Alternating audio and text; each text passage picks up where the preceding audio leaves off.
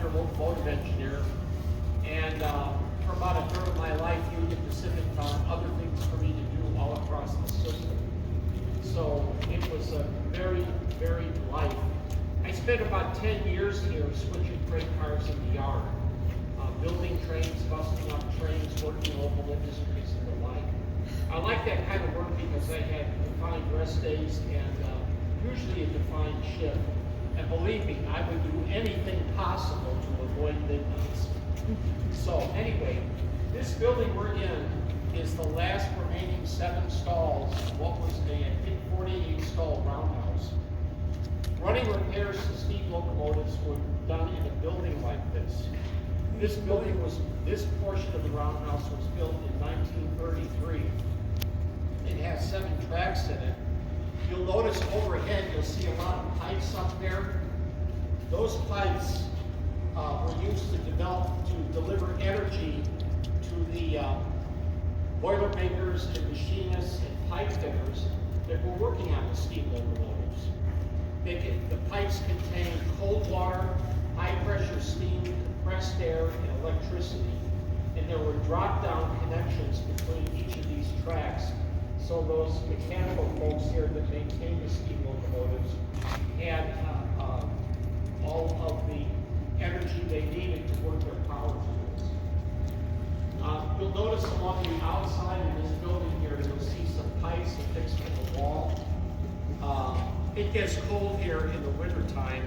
That's the radiator system that kept this building warm. Do remember this. During the course of the day, this building was open 24 hours a day, 7 days a week. And you had doors on that end opening and closing all the time while you had people working in this building when temperatures got as much as 10 below zero. So you needed to keep the folks warm so they could be productive. We at one time had a central heating plant here that had a couple of boilers in it that generated steam that heated up all of the buildings here in Cheyenne, Wyoming, all of UP's buildings. In fact, when you head over to the back shop where the steam locomotives are stored and worked on, you'll notice there's a lot of pavement out there. Figure that wherever you see pavement, at one time there was a building there. In fact, that back shop that you see there represents less than half of the facilities used to maintain and do heavy repair work on steam engines. In a building like this, most of what was serviced here were passenger locomotives assigned to passenger trains, mail and express trains. They'd come in here after a run, and whatever running repairs were necessary, like changing out brake shoes or maybe a valve or something, maybe a pipe needed to get replaced, that could be done in this shop here. At one time, I think the mechanical department here, just working on steam locomotives, numbered about 2,000 people. And today, servicing by diesel locomotives is maintained by, 6 or 8 people. That's all. We've got a little filling station over here where they can add water, lube oil, and diesel fuel to diesel locomotives. Most of that work is done with trains that are coming up here from Denver that go into the yard to be switched. Okay. What we have in here now are mostly office cars used by executives when they want to go out and travel. This shown here is a pre-World War I car, very elegant inside. I wish I could take you in, but they're all locked up. Generally, each of these cars, on the back end where you see the open platform, they had an office space there that had a couple of wingback chairs and a sofa.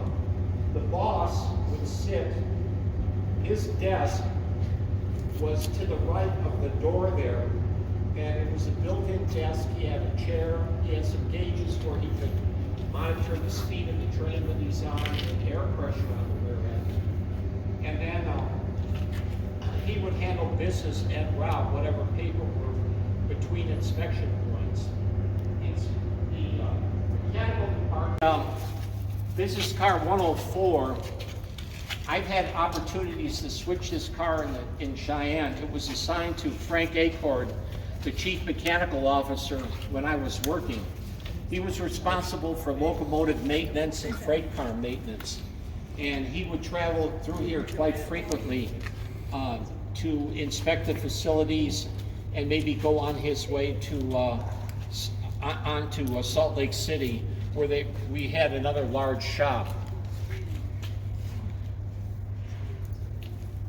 Most of these newer cars here, this is a post-World War II product. They were built originally as passenger train coaches, and as Union Pacific needed new business cars or additional business cars, they would take them into a shop, and then the cars would be converted. 18-cylinder prime mover and one main generator to power the axles. When this engine was overhauled, federal government said, since you're going to essentially be building a rebuilt engine, they had to equip these with what we call ditch lights. So not only did we have the headlight up top there, but these ditch lights also would shine at night. Now, there have been occasions when this engine at 951 pulled a excursion train for rail fans. And of course, they would make photo stops. They'd stop at some scenic location. Everybody would get off, they'd form a photo line, back the train up, and then come roaring by. And to achieve that authentic 1950s era look, the boys would take these off, okay?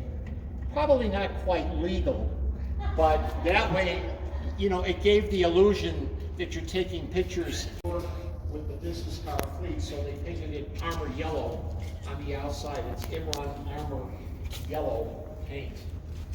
The car is extraordinarily long. In 1955, with cost overruns, which were substantial, it came in at $550,000. Now think about that. That's in 1955 dollars. I estimate that today that car is over $4 million. Okay, to construct in today's money. There's an interesting story that goes with this car. And go through all the things that we did on the 844 and all the things that we did on the 4014. But you're going to get to do it on a new locomotive, a locomotive that everybody wants you to build and everybody's asking you constantly. So that's really how this whole thing started. But in order to get all that work done, we've got to clean the shop up. Just like anything, over time, things get dirty, things get tired, things get old. And you need to come through and you need to freshen things up. You need to clean things, a new perspective, fix machines, and do things like that. And that's right up my alley. I just love machine work. I love tooling, welding, machining. It's a hobby of mine. So to be able to be in a person to direct the efforts of this program, it's like, it's equivalent to winning the lottery in a lot of ways. So this machine right here is known as a turret lathe, and we rebuilt this one. It did not look like that. It was painted green and just absolutely filthy, and it didn't work. The knobs were stuck, and it was just junk. But we needed it. So I was able to handpick all of my staff. And that's another fun part of the job. When you have the autonomy to select just the right kind of people who really want to do this. Well, I admittedly am a perfectionist, but you have to be careful when you're the boss, because perfectionists can be very hard to satisfy. But if you hire other perfectionists, then you kind of see eye to eye on what a quality job is. And one of the things, and this fine individual's name is Garland Baker, he wanted to rebuild this machine. Well, what boss is going to let you take 2 weeks, 3 weeks, maybe even 4 weeks to take that machine apart? We don't got time for that. We don't, no, I don't know, here, just make it good enough. I thought, right on, brother. So there he was, and this is the result. So now he's got full control and ownership. His boss, his coworker, has empowered him to do what he needs to do to make the equipment what he wants to give us the quality. It's just a perfect set of ingredients. And that story is just told over and over again. Some of these other machines we didn't rebuild to this quality, but we've adjusted them, we've tweaked them, and upgraded them to where they're just as good in terms of quality of production. This is the 1940s production machine. We put a quick change tool post on it, you know, just all the cool stuff. When it comes to tooling, I can't say no. If you ask me, yeah, can we, oh yeah. Oh, can we get, oh yeah. You know, but you need it. You really do need it. So that's really a fun part of what we've been able to do here. When we were rebuilding the big boy locomotive, we had the resources to get the job done. And what you need to do, I learned many things in the military. I like to read military history. I like General Patton, General Eisenhower, you know, I go down the list of the military people. And they had what they called a standing order, or in some cases a general order. Well, I created my own standing orders here. When you've got a small group of people, you have to communicate that you have control and power over decision making. I don't want to be the person that has to just answer every little nitty gritty question. Or can I go buy a screwdriver? Or hey, we need a box of pencils, you know? So you create this general order and you tie that general order to a dollar amount. And you say, and sometimes that dollar amount kind of gets a little bit higher, you know? If it costs under $5,000, I don't even want you to ask me. It needs to be on the way here. If we need it, if it's going to potentially disrupt our timeline, or if it's something we really need. Since the project, you know, we've scaled that number back down again, but those are the things that you have to do to create the level of empowerment to get a big project done. Let's work our way down here. These are called layout tables or welding tables. They got little holes drilled in them that we can put jigs and fixtures on them. Cranes, big band saws, big boring mill.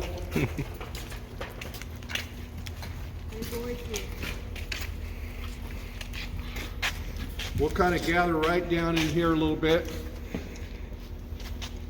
What do you think so far? Are you bored yet? No, I feel like... You just want to see the big boy. No. What I'm thinking is that why did the big boy on July 4th, why did it retire and went back to the Cheyenne? Oh, that's a very good question. Well, ask that here in a few minutes. Remind me, I'll answer that. Got it. So in this building back here is a modern version of what you saw out here. These are called manual machines. That name implies that they're manually controlled. So a machinist that operates those needs to understand what we call speeds and feeds. The speed that the metal is turning, the feed, the rate at which the tool is engaging the metal or cutting the threads or whatever. Speeds and feeds. Kind of a basic apprentice level understanding of metalworking. You know, when you're drilling something in your home, you're drilling a piece of metal, and then you really ram that drill in there, you're going to dull the bit, or you're going to stall the drill, or the drill's going to drift off hole and it's going to not drill an accurate hole. A person that has a feel for that, and it literally is a feel that you either have it or you don't. I think you might be able to train somebody over time, but it really is, it's kind of like operating a tractor, running your, whether it's a lawnmower, driving a stick shift, you know, equipment, a forklift, it all has a feel to it. Machining, woodworking, painting even, all of that. Writing, everybody has their unique signature, but there is a human aspect to learning that machine and that equipment. When you have the feel for equipment, you're going to operate a forklift good, and we have a procedure on our crew where we use the same signals for everything. So the same signals we use on the steam locomotive we use for the forklift. And you're qualified to run the equipment. And if you don't have a good feel for it, it's not going to be too easy for you. You really got to be good because we trust you.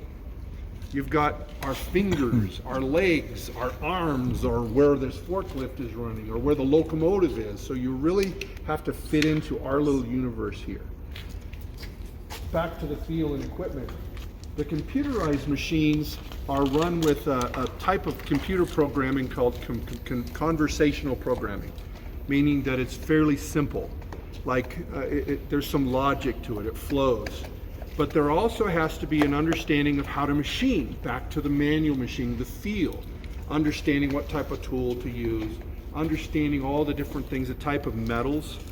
We use some pretty exotic alloys around here, even though this is a 1940s locomotive, believe it, really believe it, that they used some pretty significant alloys during its development in the 1930s and as it was built in 1941. As we have problems with things as they wear out, we try to look for ways to make it so it will last longer. So we use some pretty exotic alloys. And what that generally means is those metals are hard. They're harder to machine. So an average cutter isn't really going to do the work. But we really get into that science back here. So if you're interested, not everybody can fit in the room at once. But if you're interested, you're welcome to go poke your head in the door in there and take a look at our CNC machines. And that stands for computer numeric control. So the computer is controlling the cut and it's making the part. Yeah, let's just go a couple at a time. We'll let a few folks go in there first. Go ahead.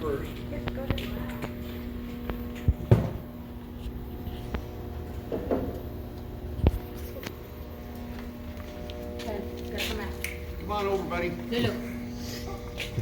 Pretty cool room in there. So no robotics. Not in the conventional robotic manipulating Right, like at the stuff. Ford. Very good. Oh, my pleasure. My pleasure.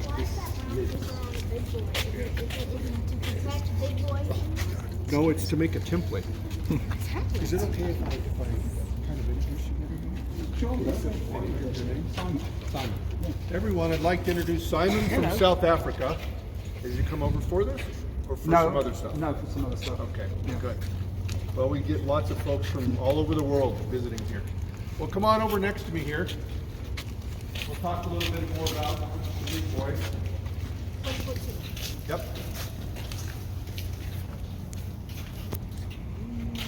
So this locomotive was donated in 1961. The Rail Giants Museum, it's the Railway and Locomotive Historical Society, the Southern California chapter, asked the Union Pacific in 1961 if they would donate a big boy. And the UP said, sure. They reached out and they grabbed this locomotive, just happened to be the next one in line. And they put it back together again. They needed to use parts off of some other locomotives, but they equipped it, made it complete. They made it with all the parts that it needed. And so at that time they had big storerooms and we had all kinds of inventory here.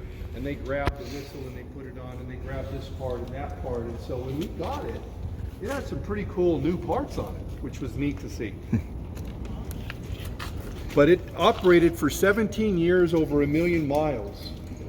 And it was rebuilt in this shop right here many times over the years.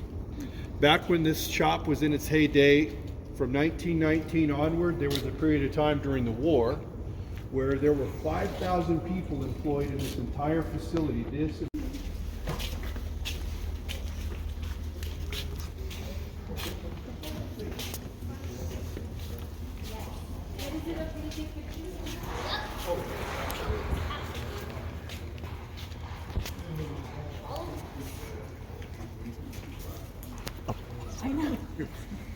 Come on over, everybody. Let's get close together over here. Can everybody hear me okay? Yep. All right, good. Welcome to take any pictures you like, any videos you like. Just don't take anything home. You know, there's most of the stuff that would really be neat is just too big. Right. But so back to my discussion about restoring a big boy. So that really came to be for a few reasons. The main reason is we had two steam locomotives in operation here, the 844 and the 3985. The 3985 is called a Challenger class. It's a class of locomotives just underneath the big boy.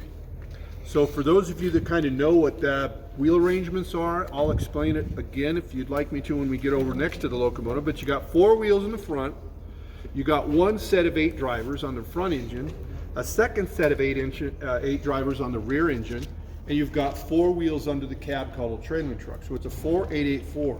The Challenger was a 4664. So it had one less driver per engine. Doesn't really sound like much, but that's a big deal. It's about 80 tons overall difference in weight. I think, forgive me, I was just telling this whole story. It's hard for me to keep track of what I said to the other group and what I'm saying to you guys.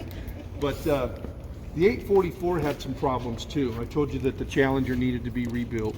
Well, the 844 had some problems and we needed to rebuild that locomotive. In 2013, we ran it a little bit in late 2012, and it had a few little problems. We ran it in 2013, it had some other problems, and it gets to the point to where, as an engineer, as a manager, as a boss, you have to address these problems. There's some problems you can kind of kick the can down the road a little bit, and it's going to be okay. But these big boilers have 300 pounds of steam pressure, and that steam, anybody want to take a guess what that temperature is? 423 degrees.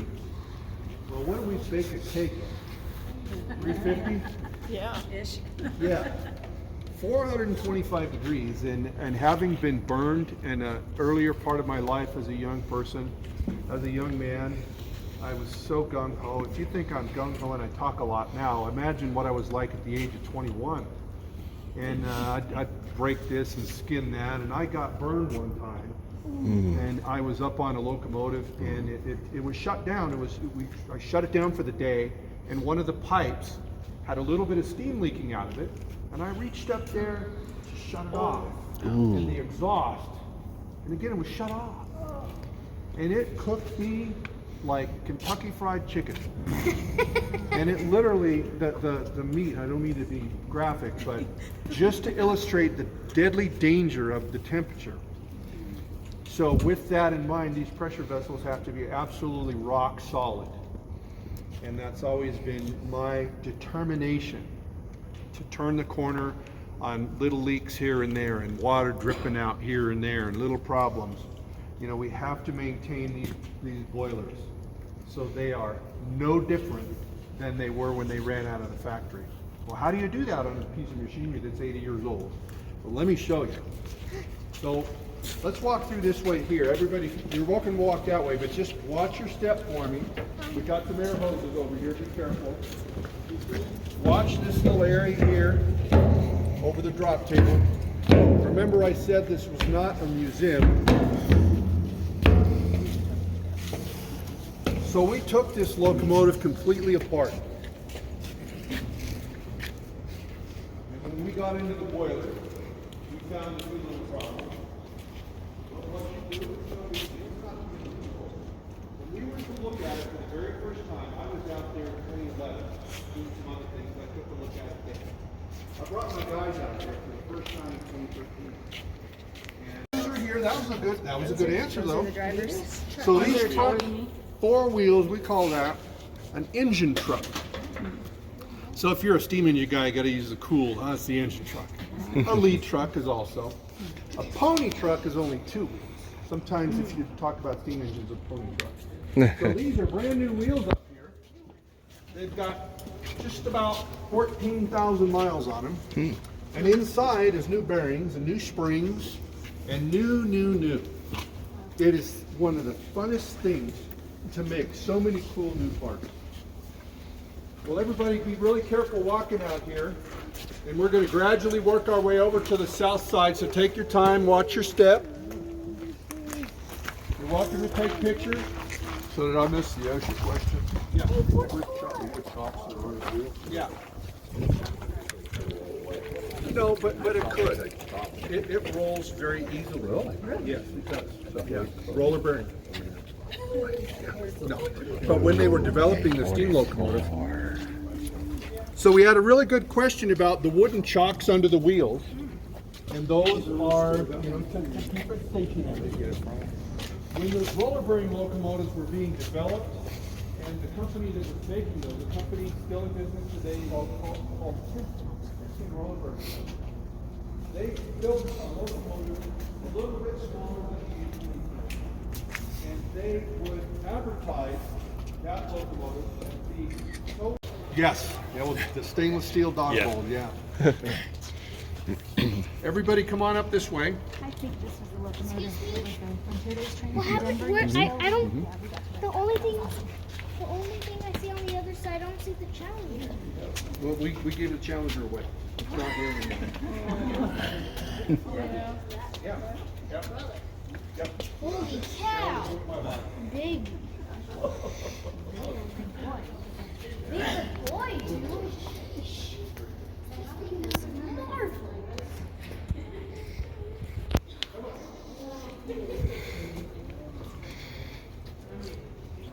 I hope I'm not in your way at all. Okay, I'm snapping pictures to kind of get the right picture. I'm taking a lot and I delete it. I try my best not to get in anybody's photo. I really do. I think there's something broken.